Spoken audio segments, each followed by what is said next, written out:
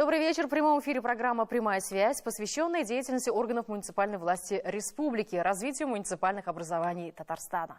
Одна из основных задач местного самоуправления – это привлечение как можно большего количества граждан к управлению территориями, на которых они непосредственно проживают. О важности этого вопроса говорили недавно и президент России Владимир Путин в рамках заседания Совета по развитию местного самоуправления при президенте Российской Федерации, прошедшем в Кирове. По его словам, муниципальный уровень власти максимально близок к людям, к их реальным заботам. А значит, диалог, стремление получить обратную связь должны быть приоритетом в работе местной власти. Только при постоянном, неформальном, заинтересованном общении с жителями можно узнать, почувствовать, что их действительно волнует, и вместе с гражданами добиваться решения насущных задач, строить планы развития. Нашу сегодняшнюю передачу мы посвятим одному из важных и эффективных механизмов диалога муниципальной власти с населением – территориальному общественному самоуправлению. Еще пару лет назад мы говорили только о потенциале ТОСов, о том, какие вопросы они могли бы решать. Прошло совсем немного времени. Сегодня ТОСы уже стали важным элементом местного самоуправления. Сейчас ТОСы республики представляют собой внушительную силу. В Татарстане осуществляют деятельность около 360 ТОСов, которые охватывают 37% населения или 1 миллион 400 тысяч жителей. В этом есть большая заслуга Совета муниципальных образований Республики Татарстан, который на протяжении уже нескольких лет ведет очень активную работу по укреплению ТОСовского движения республики. Деятельность Совета находит всестороннюю поддержку со стороны руководства республики. Об опыте работы татарстанских ТОСов мы сегодня беседуем с председателем Совета муниципальных образований Республики Татарстан Мисагитом Закировичем Шакировым. Добрый вечер, Мисагит Закирович. Хайрлы кич, добрый вечер. Хайрлы кич. Уважаемые телезрители, мы работаем в прямом эфире. Телефон студии 570 50 75. Звоните, высказывайте нам свою точку зрения на развитие местного самоуправления в республике. Мы ждем ваших сообщений по электронному адресу, который вы видите сейчас на своих экранах. Также на протяжении всей программы будет работать электронное голосование. Тема интерактива сегодня: какие задачи решают ТОСы, на которые предложены 3 варианта ответов. Помогают решать практические вопросы, привлекают людей к самоуправлению, и можно обойтись без них. Голосуйте, в конце программы подведем итоги. Мисагит Закирович, а как бы ответили на этот вопрос вы? Я бы ответил, как написано в первом вопросе. Помогают решать практические вопросы. Да, практические вопросы. Срубить дерево, там, поставить, благоустроить и так далее. То есть конкретные дела каждого дня. Так ведь?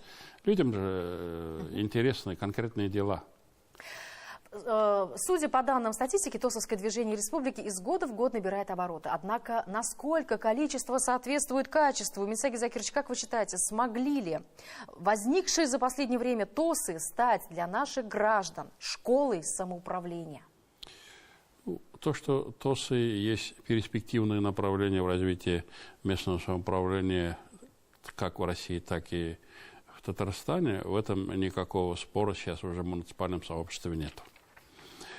Кстати, ТОСы ведь они появились не сегодня. В 2003 году, в принятом 131 законе федеральном, они уже были обозначены. Юридически они берут начало с этого закона, начало 2000-х годов. Ну, за эти годы, вот, начиная с 2012 года, если посмотреть, то количество ТОСов у нас в Татарстане выросло в 4 раза. Первые годы мы не очень активно, бурно в этом направлении работали в таком плане, чтобы количество увеличить, но она себя и оправдала. Во-первых, есть регионы, в которых там уже несколько тысяч штук. У нас 360, допустим. Ну, у нас почему? Потому что в других регионах, когда перешли на местное самоуправление, они ликвидировали сельские поселения. У них осталось количество местных самоуправлений на уровне сельских поселений практически, значит, ничего. Там несколько сотен. А у нас в Татарстане 870 с лишним сельских поселений. Они, как в советское время были сельским советом, они все остались. У нас и количество муниципальных образований самое большое в России. У нас их было 999, как вы знаете, в самом начале. А на сегодня 956. Поэтому в этом плане мы просто не поторопились, не ликвидировали на уровне поселений власть местную. И поэтому, конечно, нам необходимости создавать на селе, такой большой необходимости нет. Ну, кстати, и на селе развивается ТОСовское движение. Спасибо. Сегодня ТОСы в той или иной форме созданы и активно действуют во многих регионах России. Неплохой опыт работы территориальных общественных самоуправлений накоплен в Волгоградской, Воронежской, Рязанской, Тверской, Костромской, Архангельской областях, Краснодарском крае и ряде других субъектов страны. Понятно, что задачи и проблемы, стоящие перед ТОСами в разных регионах, отличаются друг от друга. Мисаки Закирович, а есть ли в России организация, какой-то единый координационный центр, который занимается широким распространением позитивных практик ТОС в масштабах страны? Да, есть. Вообще-то всего, по данным Министерства юстиции, в настоящее время более 20 тысяч ТОСов действует на территории Российской Федерации. Мы с вами уже назвали скромную цифру, 360 у нас в Татарстане. Есть регионы, в которых по 6 тысяч есть ТОСов. Им и учета нет такого жесткого. Они сегодня создаются, завтра потом разваливаются. Поэтому вот сказать, что количество ТОСов – это основной показатель в этом плане по работе с населением, я бы не сказал. Вот, поэтому и течения разные возникли. Когда вот ТОСовское движение начало развиваться, появились политические силы, которые хотели прикарманить эти движения, направить. Значит, у нас же много партий, порядка 70 с лишним партий, только зарегистрированных. Желающих их за собой повести было много. Вот все это предвидя, Конгресс муниципалитетов России, АКМО, Общероссийский конгресс муниципальных образований, вокруг себя объединило сейчас все ТОСовские движения. Есть координационный совет на уровне АКМО. Мы тоже туда входим. А мы в Татарстане вокруг Совета муниципальных образований тоже создали аналогичный координационный совет, куда входят практически все ТОСы, входят. А координационный совет входит к каждому муниципалитета, где имеется ТОСы, хотя бы по одному человеку. Таким образом, наш координационный совет представляет каждый муниципальный район или городской округ. Как осуществляется взаимодействие ТОСов в нашей республике? Вот ТОСовское движение изначально нуждалось, чтобы методологическую помощь им оказывали, правовую помощь им оказывали. А потом, вы знаете, они же ТОСы разные, они есть юридические лица, есть ТОС на общественных началах. Но они все на общественных началах, но они не зарегистрированы как юридическое лицо. Вот поэтому нам необходимо было их объединить вместе, и взаимодействуют они очень просто. Вот на этой площадке Совета муниципальных образований, координационный совет, он время от времени заседает, когда возникают вопросы. Председатель Совета муниципальных образований является председателем этого совета, но автоматически первым заместителем является один из руководителей ТОСов. У нас господин Салахов из города Казани, он известный человек. ТОСовским движением он занимался еще на заре советской власти. Давно. Так что в Татарстане поэтому государственная помощь им оказывается, а это самое главное, я думаю, значит, это компенсационные выплаты, о чем мы на одной из передач с вами имели разговор. И сейчас уже и грантовая поддержка пошла. Таким образом, они заинтересованы, чтобы быть ближе к народу, к населению. Ну, у них и само назначение – это работа с людьми. О том, как лучше наладить взаимодействие между ТОСами, настроить население на выбор наиболее прогрессивной формы самоорганизации, обсудили на очередном заседании Координационного совета территориального общественного самоуправления в Республике Татарстан. Давайте вместе посмотрим. Предшествовал этой встрече прошедший в Воронеже межрегиональный форум по вопросам развития органов территориального общественного самоуправления. На него съехались более 100 человек из 21 региона России. Опытом успешной практики развития ТОСов поделились и татарстанцы. Ведь в нашей республике сформирована уникальная модель поддержки местных инициатив – информационно-методическая, правовая, финансовая и медиасопровождение. Этот опыт участниками форума признан передовым и успешным. Но вот то, что воронежцы там выделяет 120 миллионов рублей, сумма у нас такая же. Мы эту часть взяли и направили на компенсационные выплаты. Там у нас почти 70 миллионов рублей этих денег лежат на компенсационных выплатах. Ну, я думаю, мы правильно сделали, потому что у нас ведь Не только ТОСы проводят вот эти вопросы благоустройства и прочее. У нас же еще есть республиканские программы. У нас еще муниципальные программы есть. Поэтому в итоге у нас значительно больше делается в этом плане, о чем сегодня мы с вами говорим. Координационный совет насчитывает 31 человек. Это представители всех территорий Республики Татарстан. Совместными усилиями идет поиск реальных позитивных практик ТОСов, чтобы далее в своей работе ТОСы могли кооперировать свои усилия и знания. Так заслужила особого внимания участников деятельность Зеленодольского ТОСа. Его руководитель выиграл российский грант на свой проект. Были рассмотрены и другие механизмы, с помощью которых можно было бы активизировать жителей территорий. Сам я, наверное, должен сказать, предложил поддержать и выступить с инициативой от Координационного совета в парламент Республики Татарстан, в парламент Российской Федерации о разработке отдельного федерального и регионального закона о территориальном общественном самоуправлении, который бы, во-первых, снял проблемы, которые на сегодня накопились.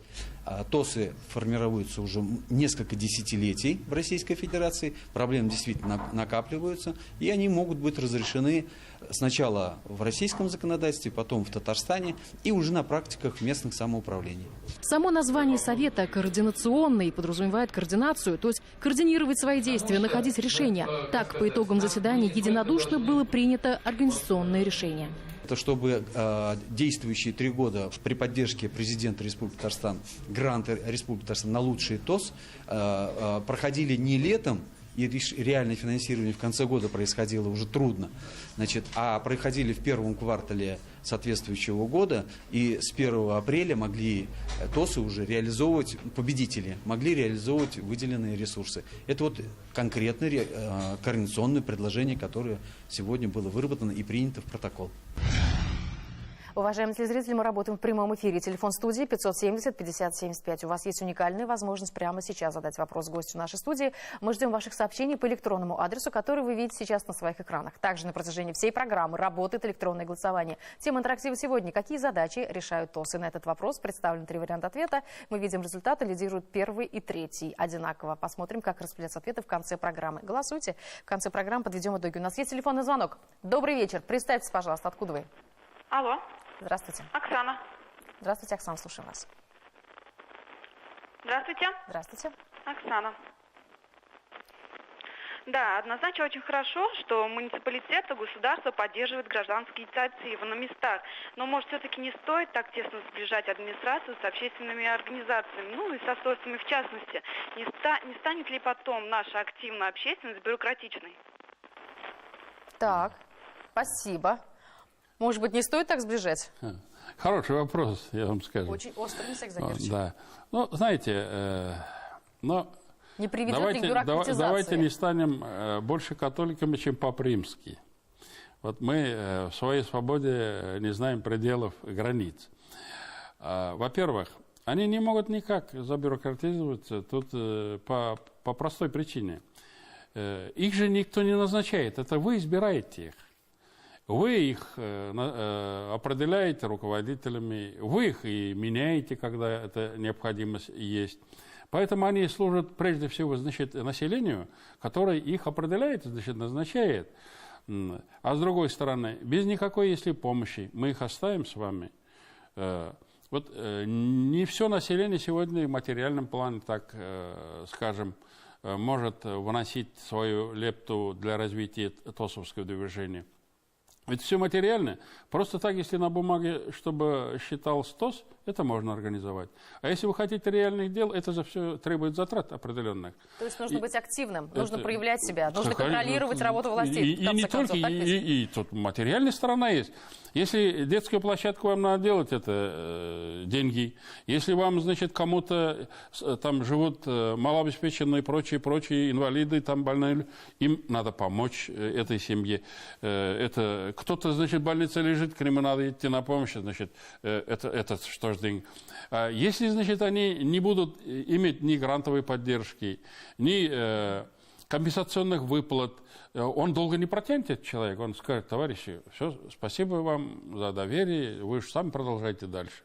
Поэтому я думаю, та помощь, которая сегодня оказывается, это никоим образом не сделает из них государственных чиновников и муниципальных чиновников. И вы это видите реалии. Вот мы уже практически лет 5 работаем в этом плане, еще нигде не было упрек вот на это, что они не выражают интересы населения, они служат, значит, муниципалитету. Я такого еще не слышал. То, что они не дорабатывают, еще не так активны, у них возможности маленькие, наоборот, увеличить грантовую поддержку, вот по этой части я от населения время от времени слышу нарекания. Спасибо. Безусловно, территориальное общественное самоуправление является важнейшей формой реализации права жителей на участие в местном самоуправлении. ТОСовское движение характеризуется многообразием форм взаимодействия с органами власти и широтой охвата социально значимых сфер жизнедеятельности. ТОС – это не просто механическое объединение жильцов одного дома или нескольких домов, а сообщество активных и небезразличных жителей, готовых вкладывать свои силы и время в развитие своей территории. Поддержание ее в чистоте, комфорте, безопасности, готовых сообща создавать благоприятную материально-культурную среду в месте своего проживания для себя и своих детей. В развитии темы предлагаю посмотреть сюжет, посвященный ТОСам города Чистополя.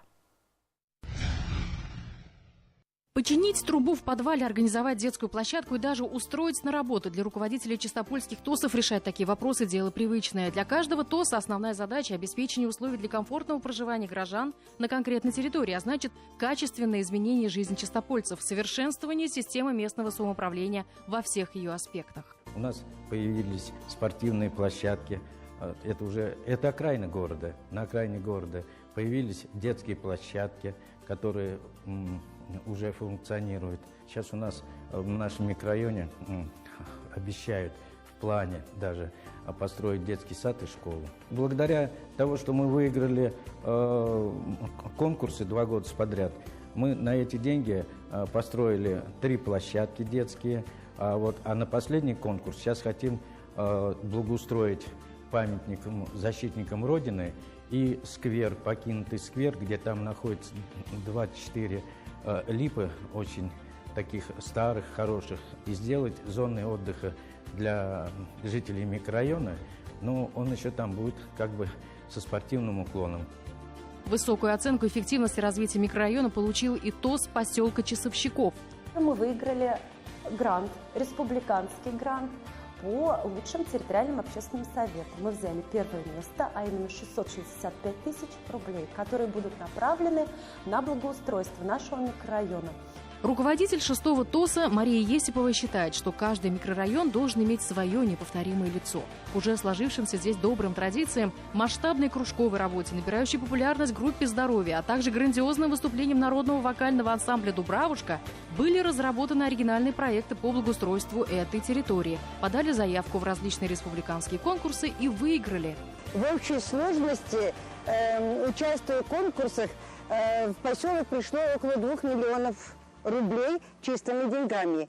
К этим 2 миллионам прибавились еще участие финансовое наших предприятий и организаций. Представьте себе, это 2-3 раза больше. Что мы сделали? Сделали мы дорогу жизни в свое время. Сейчас мы стоим в сквере.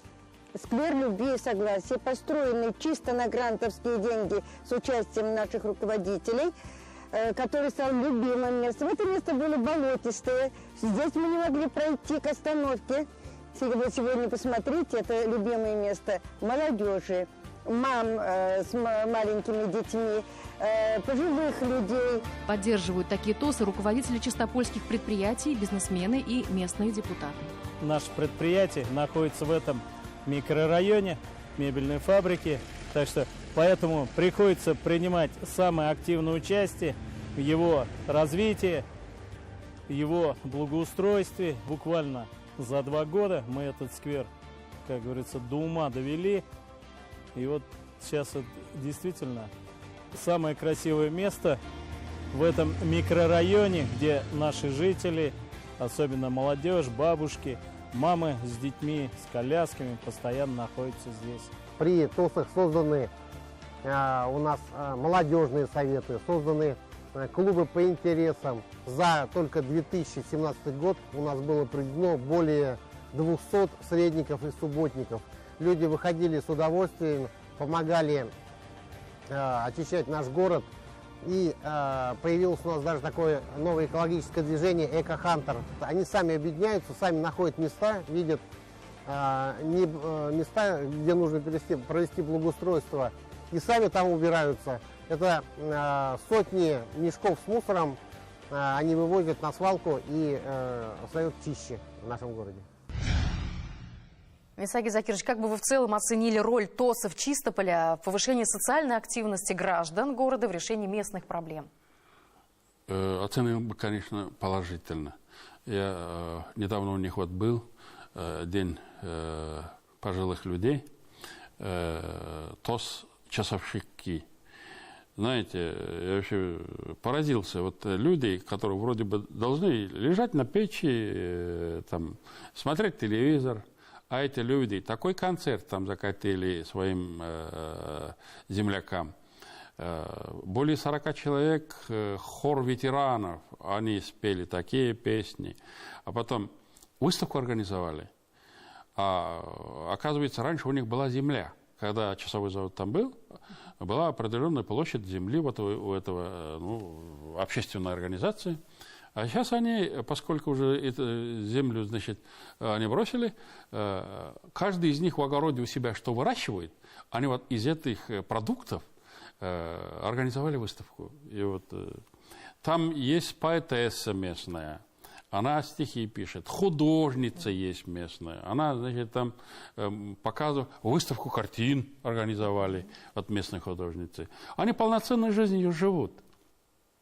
Но это вынужденная мера была, когда вот крупные предприятия, в том числе часовой завод, они содержали вот это все это общественное формирование все вместе. Когда они рухнули, было затишье, но естественные потребности людей, объединению создали вот сегодня ТОСы. Вот живой вам пример на примере, значит, Чистопольского города Чистополь, Чистопольского муниципального образования. Какие районы вы также отметили бы? Ну, я бы отметил еще, вот посмотрите вы Нижних Камцев. Они социально-педагогические коллективы, которые были когда-то, они их восстановили. Посмотрите на Челны, там они по микрорайонам, там у них своя форма работы. Посмотрите Леногорский. Ну а Альметьевский я даже не говорю. Альметьевский, там каждый ТОС имеет собственное здание. Там спортивные залы, они где собираются, значит. Там, конечно, очень хорошо им помогает объединение Татнефть и администрации города Альметьевска. Поэтому леногорцы, другие, у нас очень много интересных примеров, и многие изучают этот опыт Татарстана и наших городов. Спасибо. Мы уже говорили о том, что в начале августа этого года в Кирове состоялось заседание Совета по развитию местного самоуправления при президенте Российской Федерации. Главной его темой стала работа муниципальной власти страны по привлечению граждан к решению проблем городов, сел, поселков, в том числе и через ТОСы. Мисаги Закирович, как бы вы оценили обсуждение этих проблем на вышеуказанном Совете? Положительно. Потому что уже продолжительное время президент страны как бы на стороне стоял от проблем местного самоуправления. Хотя глава государства не может на стороне стоять. Он ничего не говорил о местном самоуправлении в своих выступлениях. Вот кировские выступления, проведенные мероприятия, это Совет по местному самоуправлению при президенте Российской Федерации, он провел там. Ну, местное муниципальное сообщество, они, конечно, восприняли, значит, духом после этого, что они власти нужны, что они ценны как одна из ветвей или один из видов публичной власти. Актуальные вопросы развития местного самоуправления, вот ТОСовское движение, он очень детально на эти вопросы внимание там обращал. От нас выступал Фарид Хайлович Мухаммедчин. Мы готовили это выступление вместе. Так что наш опыт был положительно оценен главой государства нашего. Он дал поручение другим субъектам изучить этот опыт. Но еще были порученческие пункты приняты по тем проблемам, которые сегодня сдерживают дальнейшее развитие как ТОСов, и так вот самообложение вопросы. Мы же давно с вами уже вот на этих передачах даже говорили, что сельские поселения, которые сосед не должен собирать ради соседа, значит, деньги, чтобы у него что-то делать. Вот по этой части уже в первом чтении изменений в закон принятый. Я думаю, значит, до конца года это получится. Это поручение президента как раз в Кирове. Другое там по правовому статусу ТОСов тоже поручения даны. Я надеюсь, в дальнейшем глава государства в своих публичных выступлениях в развитии местного самоуправления еще много что скажет. Давайте послушаем наших телезрителей. У нас есть телефонный звонок. Добрый вечер, вы в эфире, мы вас слушаем. Здравствуйте, говорите. Здравствуйте, добрый вечер, Минсагит Закирович. Это вам звонит из Набережных Челнов председатель Ассоциации содействия развития ТОС Центрального района Мадина Мухамедянова. Мне хочется сказать огромное спасибо за поддержку ТОСов, за выигранные гранты. Мы с этим привлечением грантов благоустроим территории. Вот, огромное спасибо вам. И также в дальнейшем выиграть гранты. Спасибо, Рахмет. Ну, время нашей программы неумолимо. Приятно слышать, вот конечно, эти спасибо я хочу переадресовать президенту нашей республики, поскольку с его помощью вот это 50 миллионов, которые мы разыграли среди наших ТОСов, пошли. Ну, и всему руководству нашей республики, которые нас поддержали в этом плане и продолжают поддерживать. Да. На протяжении всей программы у нас шло интерактивное голосование. На вопрос, какие задачи решает ТОСы, был представлен 3 варианта ответа, но вот победил 3-й вариант. 80% зрителей считают, что можно обойтись и без них. Ну что ж, ничего не скажешь. Значит, у них еще ТОСы до них не дошли. Или это бывшие ТОСовцы, которые разочаровались, ушли оттуда. Я думаю, ну что же, воля, воля. Ну да, есть над чем подумать. Есть над чем подумать, да. Наша программа завершается. Я благодарю вас за участие в нашей передаче. Всего вам самого доброго и до скорых встреч на ТНВ. Спасибо.